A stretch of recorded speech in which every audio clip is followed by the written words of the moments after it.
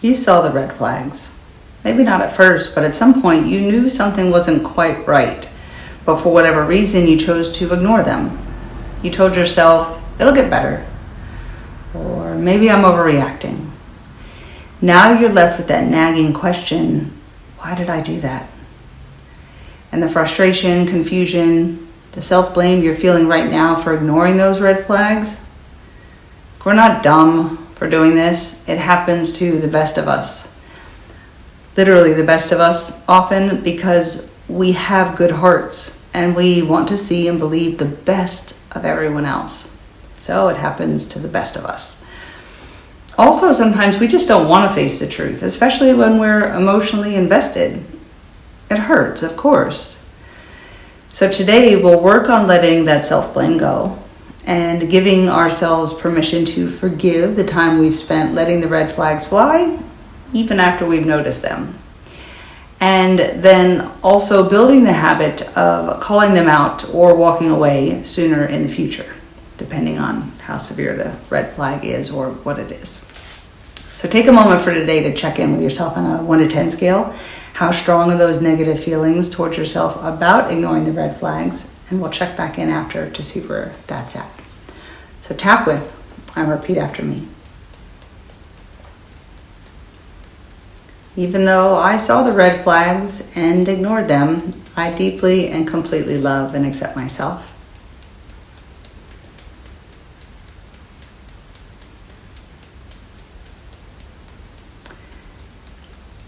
Even though I kept telling myself things would get better, even when I knew something was off.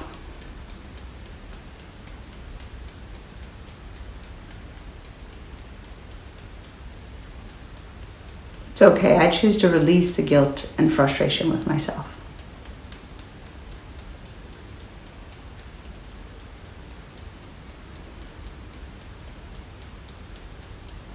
Even though I ignored the warning signs because I wanted to believe in the good.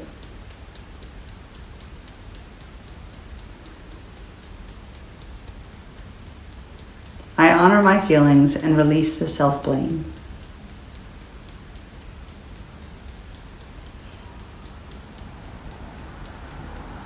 Even though I ignore the red flags, I deeply and completely love, honor, and support myself.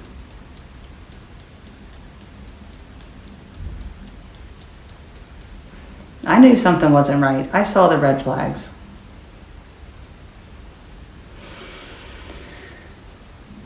But then I went and told myself they didn't matter. Why do I do that? Seriously, why do I do that?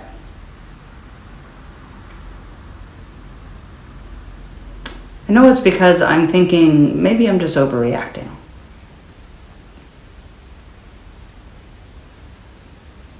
But when I know it, that's total crap. When I do some digging and figure out I'm right, why do I still let it slide?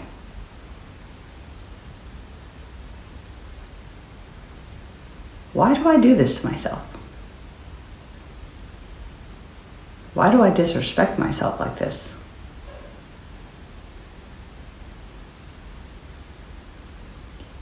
I'm always hoping things will get better even when deep down I know they probably won't.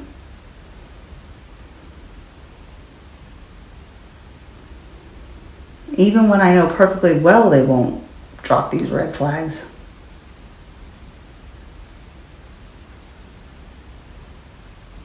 Why do I ignore the signs? Why do I keep brushing things off when I know I shouldn't?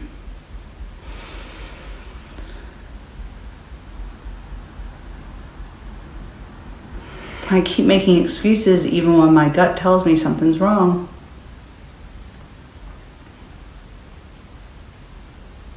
Why don't I listen to myself? Why don't I love myself enough to call them out?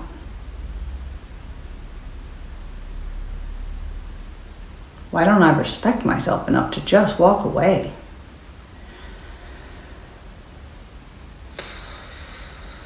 Am I afraid of being alone? of facing the truth?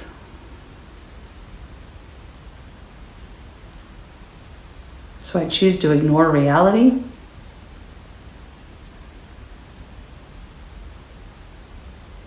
I told myself the good moments are enough to make up for the bad.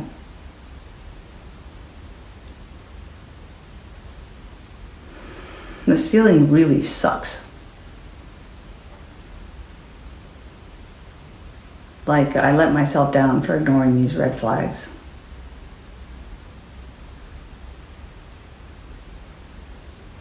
I knew better, but I kept going, hoping things would change. What is wrong with me? Stop doing that.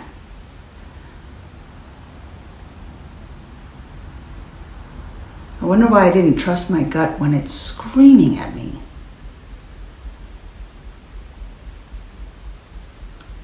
Telling me to stop trusting others over myself. Why do I ignore what I saw? What am I afraid of? It's okay, fear is valid, but I have to face whatever it is to fix it. Or maybe get help to fix it.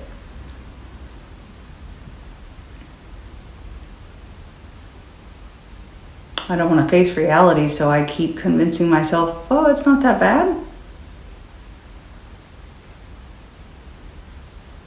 Oh, it is that bad. It's not okay.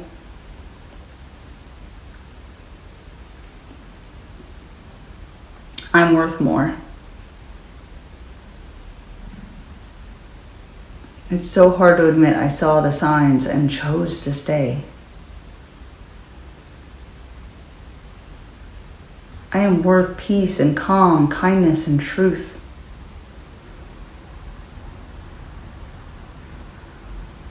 Even if that means walking away.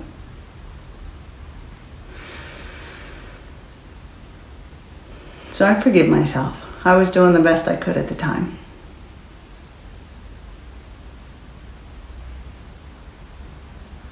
I was trying to hold on to hope, even when I saw the signs. And it's okay. That's normal.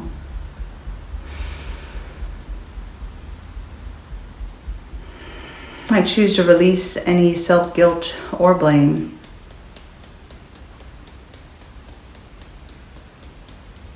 I did what I thought was best at the time, even if it didn't turn out well for me. I forgive myself for ignoring the red flags.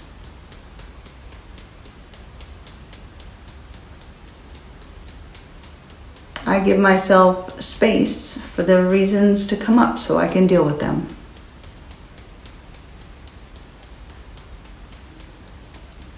No judgment, no shame for not trusting my instincts.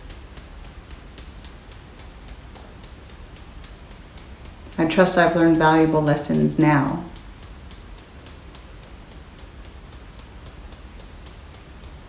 So I drop any pain, anger, or hurt attached to their red flags.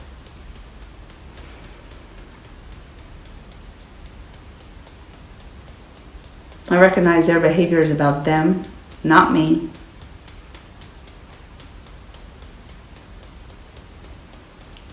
I let go of the self-criticism.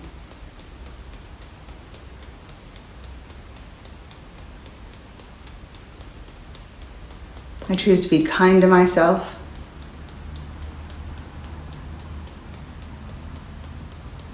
I let go of any guilt and frustration. I forgive myself for not seeing clearly at the time.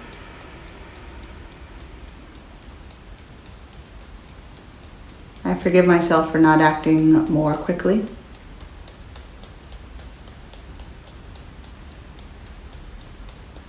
I'm learning from this experience and I'm growing stronger because of it.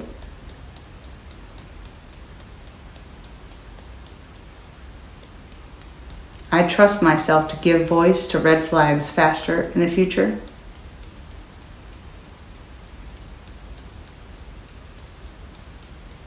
I trust myself to ask for help or get myself away more quickly in the future.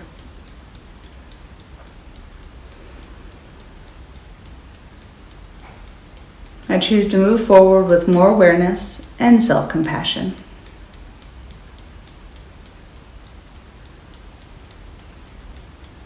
It is safe and okay to be my kind, loving, trusting self.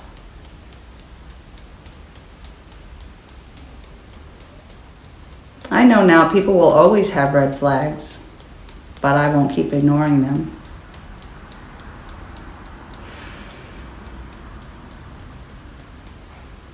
Take a deep breath and see where you are on that 1 to 10 scale. Look, it's okay to have missed the red flags or ignored them at the time. Like the statement said, you were doing the best you could with the information or the skills you had. And so here you are now, growing even more from this experience. And now you can move forward with more self-compassion, more wisdom, to get yourself out of the situation sooner in the future or now, if you're currently still in it. And as you keep tapping, you'll have more confidence and courage, whether you choose to bring the red flags to light and give the person a chance to fix their behavior, because maybe it's something they were taught. For instance, maybe they're from an affluent family without what I would consider anyway, proper manners, because they're otherwise certainly not at all that way. But in this person's case, they were never taught how to treat service workers, like human beings. So if you realize they're otherwise, they truly are a good, kind, and compassionate person, they're just kind of flippant or indifferent to servers around them or their house staff or something like that, maybe it's worth your time to shed some light on that, and see if they don't realize how awful they're being. And if that's the only red flag and they do the work to change their behavior and their outlook, and realize what led them to be that way, then maybe you get to keep your friend or partner, if that's who this is. And you've frankly done an amazing thing for all of us, all the staff and workers that they'll come in contact with in the future, everybody out here. But if you bring it to light and they brush you off, or they double down basically, showing that they do honestly believe they are somehow above or better than other people or service staff in some way, you just run. I personally, don't even bother anymore. Other red flags, of course, are certainly way more dangerous and not worth sticking around or trying to point out to them what they have done. And this could be if they get or have ever been physical with you, if they're demeaning verbally, if they're verbally aggressive, if they're consistently outright lying and then gaslighting you to convince you they didn't. And then, of course, many mentally or emotionally stunted or immature behaviors. So I'm being mindful not to use diagnostic terminology here, since I don't know the person, and having read a red flag, it doesn't always mean you have the thing, if that makes sense. But that doesn't mean you need to stay either. So they may be emotionally unavailable and therefore unable to be emotionally supportive. If they're constantly critical, if they're unable to take any criticism, no matter how nicely you try to word it, if they're financially reckless, jealous, insecure, if they're engaging in behaviors that are making you feel jealous or insecure when you're usually not that way. That could be, things like turning their phone away constantly, or being a bit hazy or sketchy in details about time with friends or who their friends are. If they're overly controlling, if they're unable to sit and communicate, like we don't ever argue, but we also don't ever discuss. And part of that probably leads to a complete inability to compromise. So some of these things you might bring up and try to discuss their behavior or their reactions. But if they're completely unwilling to recognize, acknowledge, change them, then it's great that you're building the strength here to be able to walk away faster and easier now, because, So keep going until you have this down to once or twice a day, and no more self-blame, way more confidence, readiness to see a red flag for what it is, call it out where you can and where it's safe, and otherwise walk away, because you absolutely deserve the inner stability and trusting yourself. And so I do thank you for tapping with me today, and if it helped leave a comment or click like. It does help me grow as a channel. And let me know in the comments if I can help you in some other way with relationships or fears or phobias, something more specific when it comes to red flags and how you handle them or otherwise react to them. And be mindful, of course, if this is somebody that is aggressive or a partner, if it's a parent that you can't get away from if you're watching this, and or a partner, definitely, then and you feel that it could potentially get very dangerous or aggressive for you, then work on all that you can, your tapping and your feelings on being confident and having the willingness to walk away. Know that you're ready to stand on your own 2 feet or move away from everything could be part of it, because you may be married to somebody that if you leave, it's going to be your family too. Maybe it's a religious thing where the whole of it, you're going to lose your family, their family, so that sort of thing. But if it's going especially to get physically aggressive or anything, is to then perhaps work with a local victims advocacy group in your area, a battered women's or a battered men's organization or shelter, and so that when the day comes and you're ready, you have it well planned out, and can go in and get your stuff safely and move. And that sort of don't necessarily confront them on your own if it's going to be detrimental or dangerous to you, but these sort of things can help, to, especially if this one, because if you're guilting yourself because, say, you've stayed so long now anyway, I might as well stay. You want to, now, I didn't see it when we were first dating and now we're married. It doesn't matter. It doesn't. Some people don't show it until years later. Some people are very good at holding a mask for a very long time, or they can do things in such an